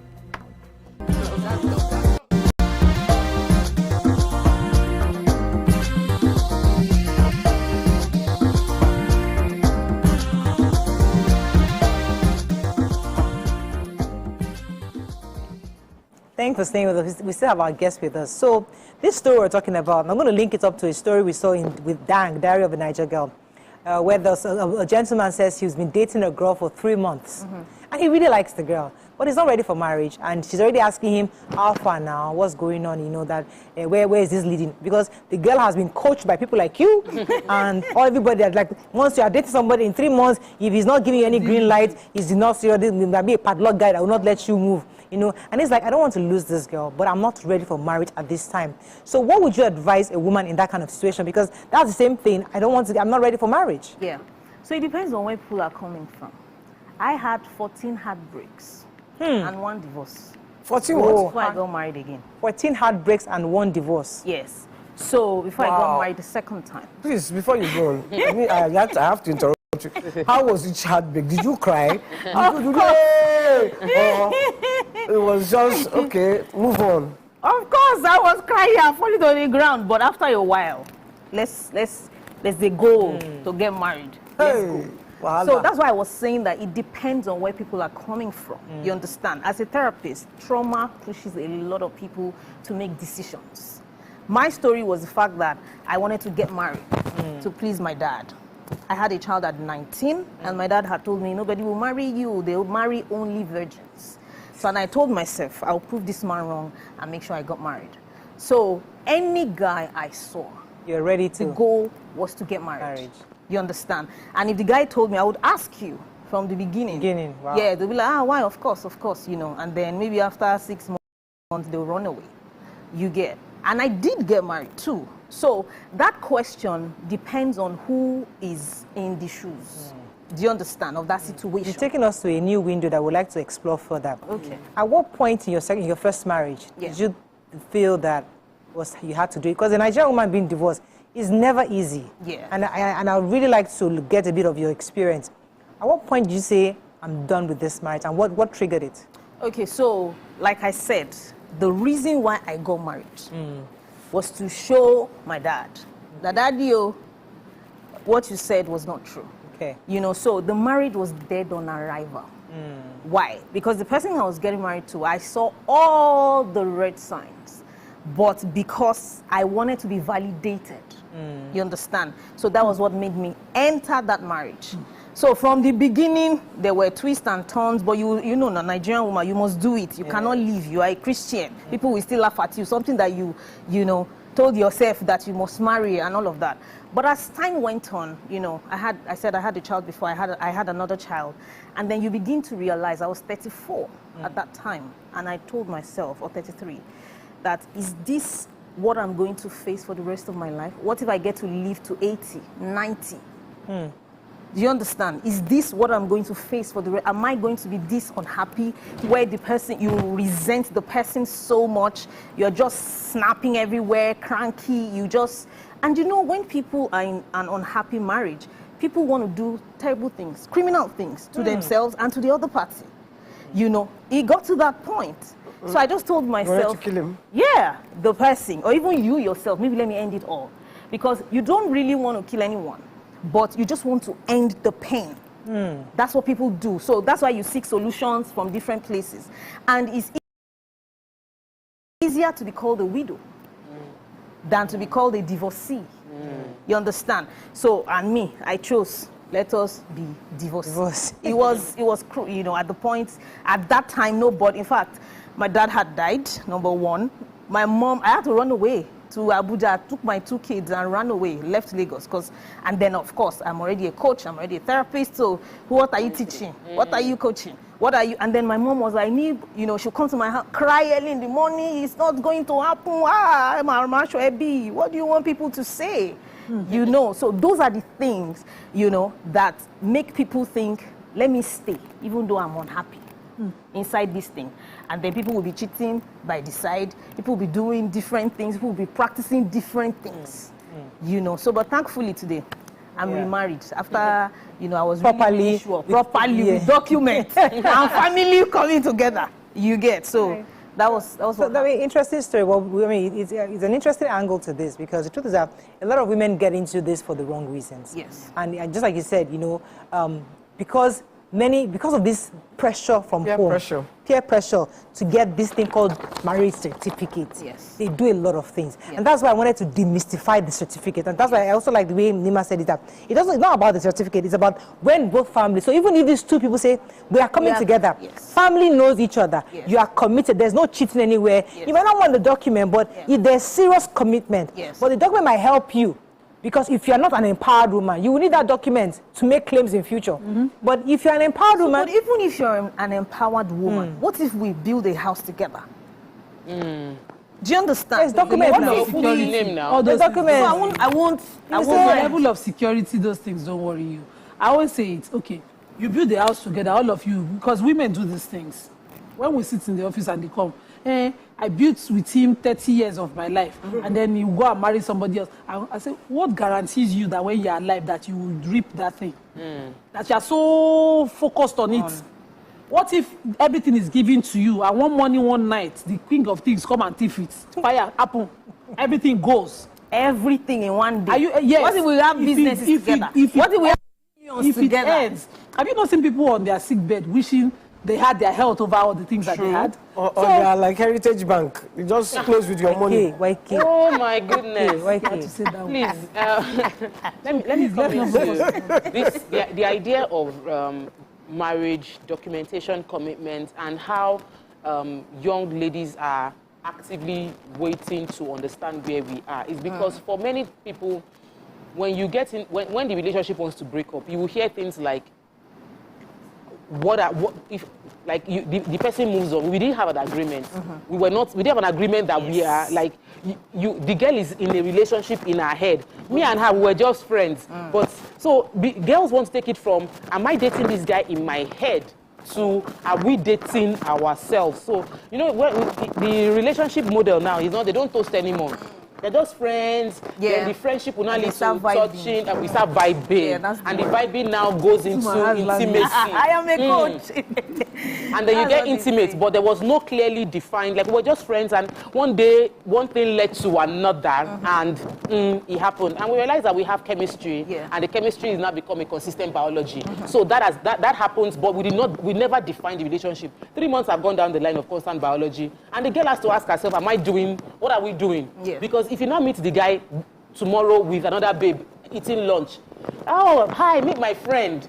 You will sit down, join the lunch, they are talking, you are talking, but because you cannot say it's cheating because you never defined the relationship. So it is important to know what we are doing. It's like me, I should be strolling to TVC every day. Under what, guys? Salary will not come at the end of the month because there was no defined arrangement. So I think it's important guys get comfortable with being asked, what are we doing? Yes. What are we doing does not mean I'm putting you under pressure. But when is the right time to ask that? Okay, so for me, the best time is the beginning. It's not too early. No, so it depends. That's why I said it depends on who. Is it somebody like me that had 14 heartbreaks? I wouldn't know your history. I just met you. I don't know your history. I would we talk in the beginning. So no, the thing is, and also it depends on age. It depends on goals. It depends on plans. Is that goal? Do you understand? The goals are very key. Don't leave goals. So if you have sat down as a woman, by 45, by 40, I want to be done having kids, I want to get married, and then I meet a man, and then he's saying we are coasting. I'll be nice to you. So it's better in the beginning. What are your goals? It's not like you put the person under pressure. You understand? Like, what do you want to do? What's your plan? Do you understand? Men where don't are you like going? this conversation. And so they will not like it because you are taking a whole woman being inside your confine.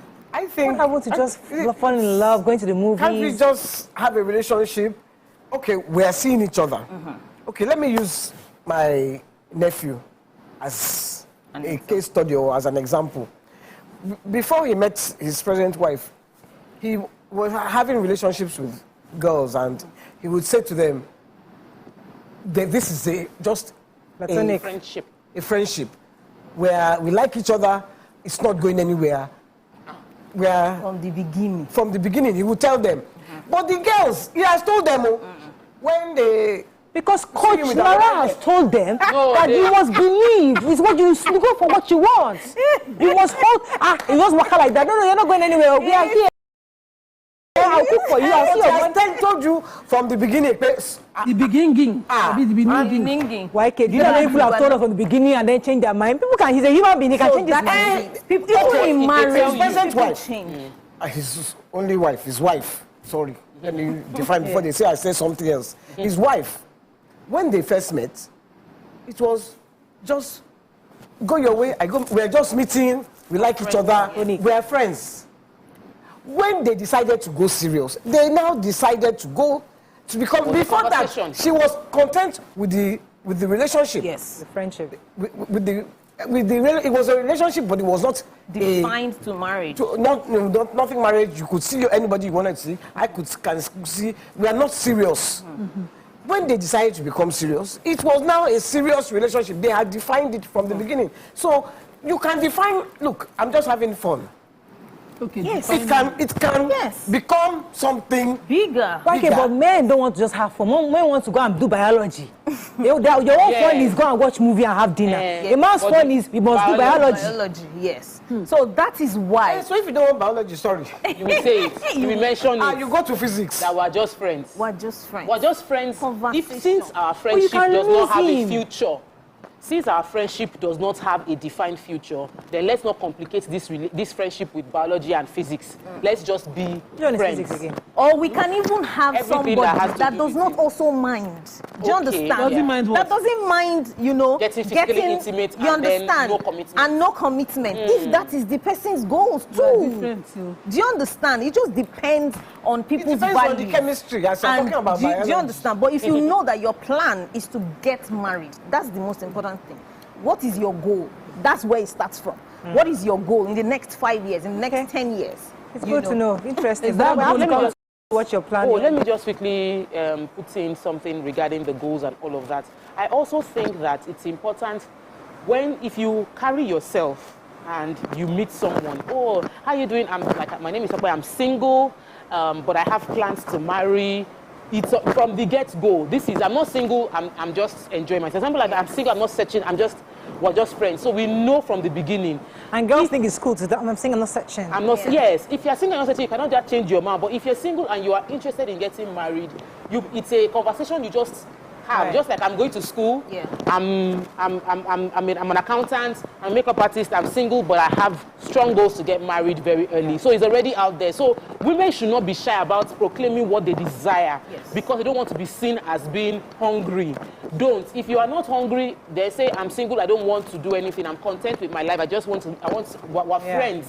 So, Coach Lara, what if two people agree? All these liberal you people just explain that the two of them agree, and one person, as time goes by, says, oh, I don't align anymore. I want to change my goal.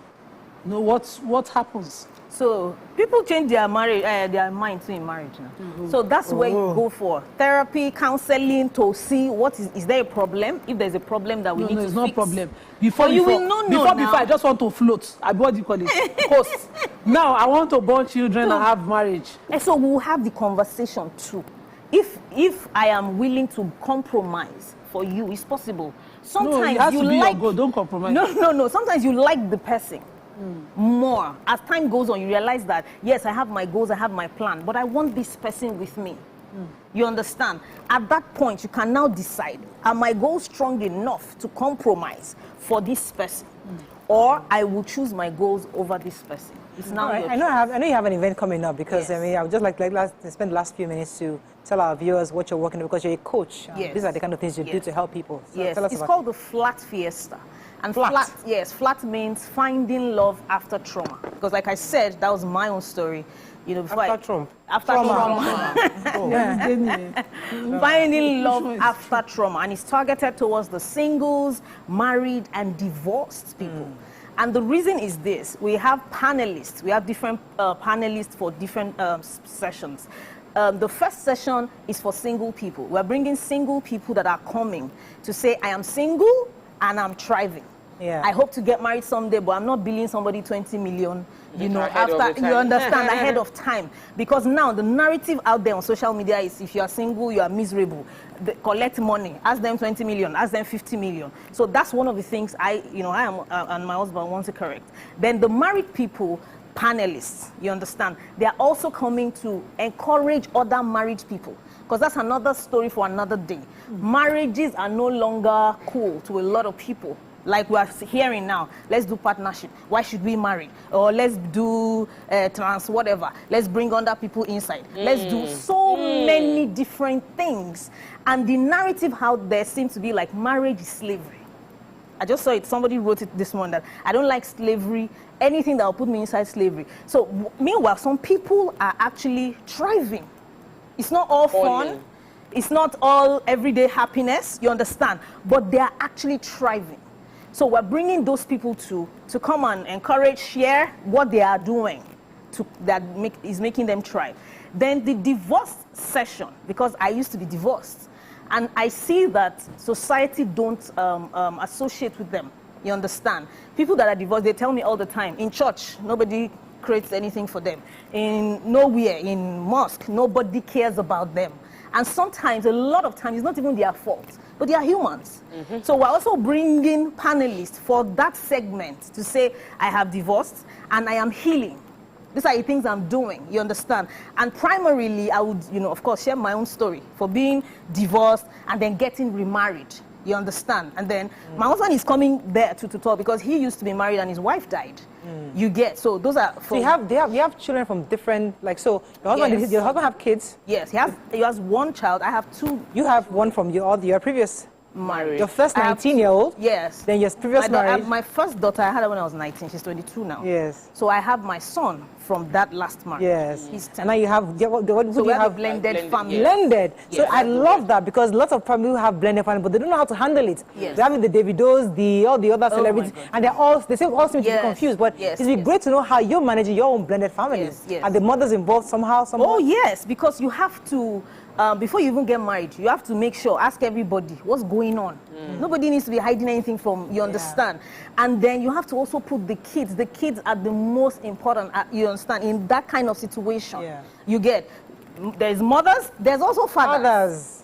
You understand? For instance, my ex-husband just told me the other day, I'm coming on Saturday to take our son for swimming. Yeah. And I have to tell my husband, and there's nothing wrong with that. You get what I mean? So everybody has to be in harmony. And they're all civil. That's the most important. Are they all civil? Yes. I mean, that's really interesting. It's very important. If not, you will damage the children. Nobody needs to be forced to take sides. You understand? I want to go to one daddy. Everybody needs to be civil. And what makes you civil, what helps you civil is when you heal. That's why I will mention therapy. Because after you break up, there will be that annoyance, that anger. He did this, she did that.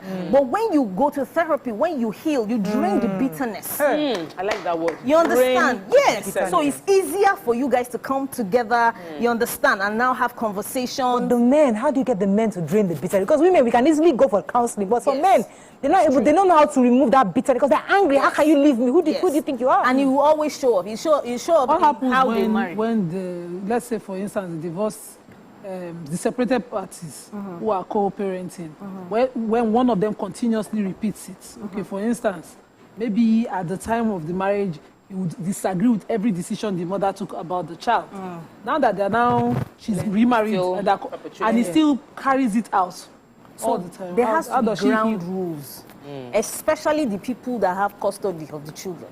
There has to be boundaries, there have to be ground rules. So if you are not obeying the ground rules, you'll be cut off at some point. Because you cannot mess the children up. You cannot mess my marriage up. It's not possible. You understand? That is why before anybody gets married, make sure everybody sits together and have conversations. You know, we have to wrap up. I like this because I hope that lots of women who are going through this can come for your conference because there are lots of people that did the divorce. They want to start off again, but they don't realize that healing is a big part of it. They don't know how to, some men don't even know how to relate with their ex-wives, with their current wives. And many people don't understand this issue of blended family. So it would be great to hear your story and how your marriage is And it's happening on June 29th from 10 a.m. to 5 p.m. It's not free. You can't tell us anything else because you have to go and pay TVC. Go to your page. Yeah, go to my page. You can't tell the date and time. But thank you very much for coming on the show. Thank you so much for having me. All right, that is all we can take on today's show. Hope you learned a few things as we have. Have a great day. We'll see you tomorrow. Bye for now.